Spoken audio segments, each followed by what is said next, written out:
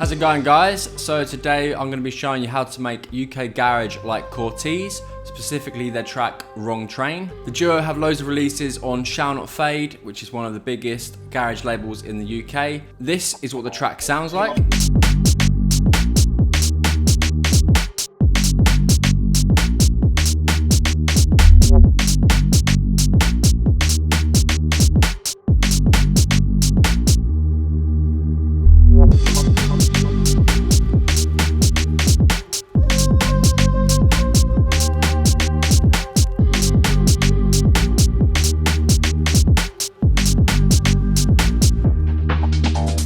Great, so a lot of the bass presets used in this are from my new UK Garage Pack Volume 2. The link for that is below. It's got over 50 UK garage basses. It's also got tons of amazing speed garage basses, and it's on sale at the moment for only 20 quid. If you want to download this project, you can get it from my Patreon. The link for that is also below. Let's get on with it. Great, so let's start firstly with the kick and the bass. This is what it sounds like.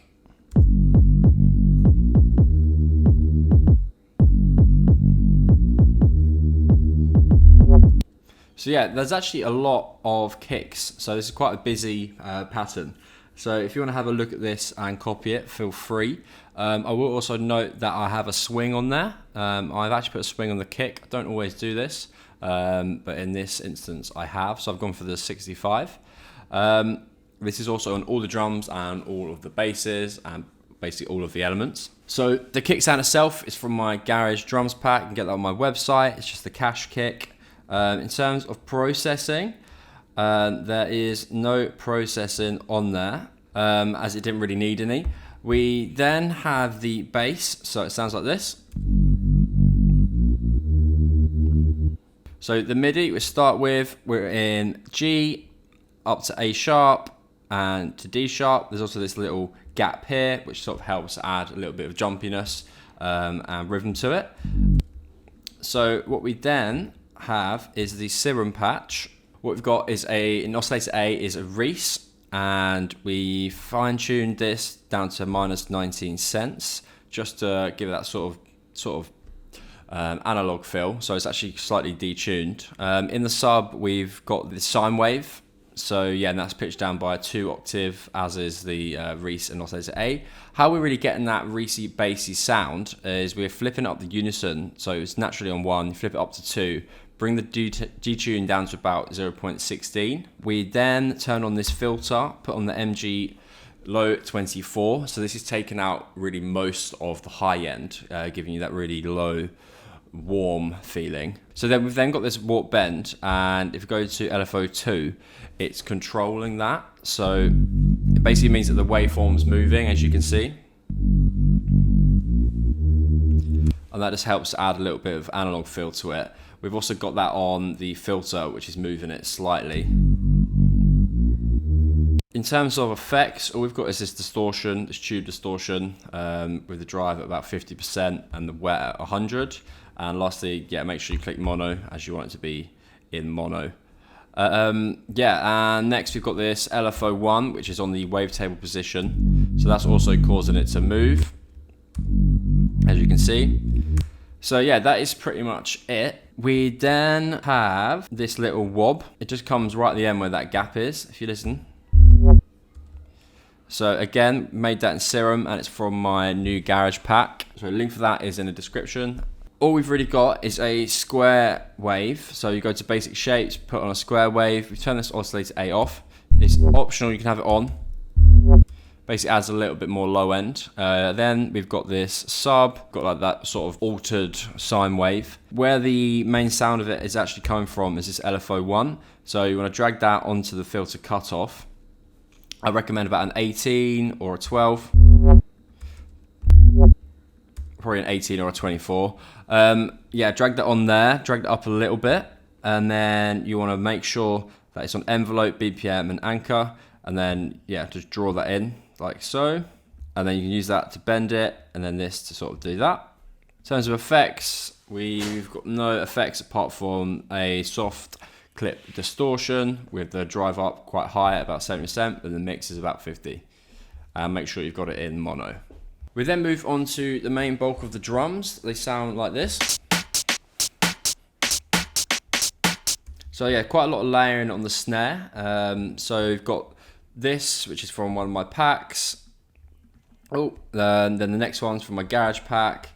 None of them have any processing on because they're already processed. And then yeah, this last one's also from my pack. We've got this hat. You guessed it, it's from my pack. I've taken out some of the high end because I found it a little bit harsh, along with the snare, because there's quite a lot of high end coming from the snare. So I sort of muted down the hat a bit. And what's probably most important about this specific track and these drums, I'll show you the MIDI, is this rim hit. So you've got this rim. It's just a random rim shot that I found. But yeah, that really helps to add the rhythm. So without it, it's quite stagnant. But with it, so yeah, if you want to have a quick look at that MIDI and copy it, feel free. But yeah, on the drums, there's no effects apart from on the master bus, where I've got this drum bus here. And all that's doing is distorting it and making the drum sound a lot fatter. Also, part of the drums is this reverse kick. So it sounds a bit like a DJ vinyl scratch because that's really what it is. All I've done is bounce down a kick. So if I delete this, and then I click in here, freeze, flatten, then you're left with the kick sample, and then just click on it, and then reverse, click R, and then that's your reverse kick. So yeah, that just helps with the transition, and it's little bits like this that make a track sound a lot more professional and well produced. In terms of the lead, so this is, by my ears, just a sample from Splice.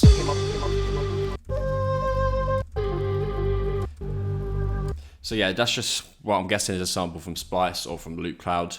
It sounds like they then added a little bit of vinyl under it, so like vinyl sort of scratching, or yeah, like vinyl crackling. So yeah, you can just find vinyl crackling loops and add those. But yeah, that's pretty much, I'm 100%, 95% sure that is just a sample from Splice, which yeah, most producers use things from Splice. It's not an issue. So what I've then done is added a bit of an atmosphere to the drop. Without it, it's a bit dry. So all I've done is grab a little section of this. So let's create a new audio track. Grab that, turn it on. My favorite is the Valhalla reverb, but you can do this with any reverb. So for your sake, I'll just use any.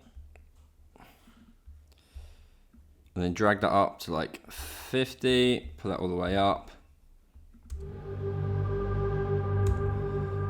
Take out some of the low ends, put it on high quality. Then get an EQ.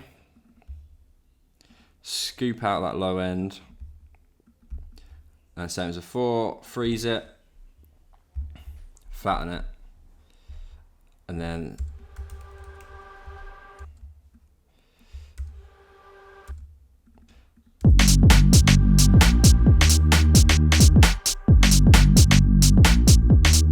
quite like that, maybe better than the other one.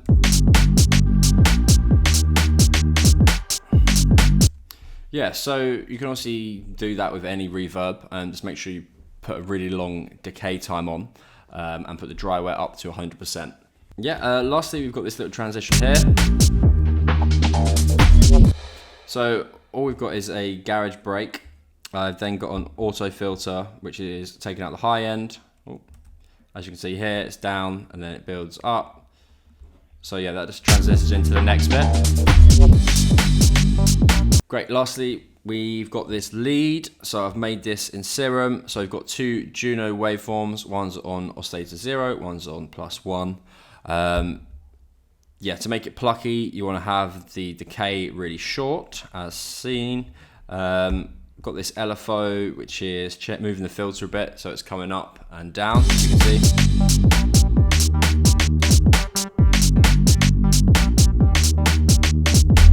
So yeah, it's just opening it up a little bit. I mean, this is the effects, so yeah, just a lot of stuff sort of making it more reverberated and wider. So yeah, pretty simple MIDI, you can just copy that.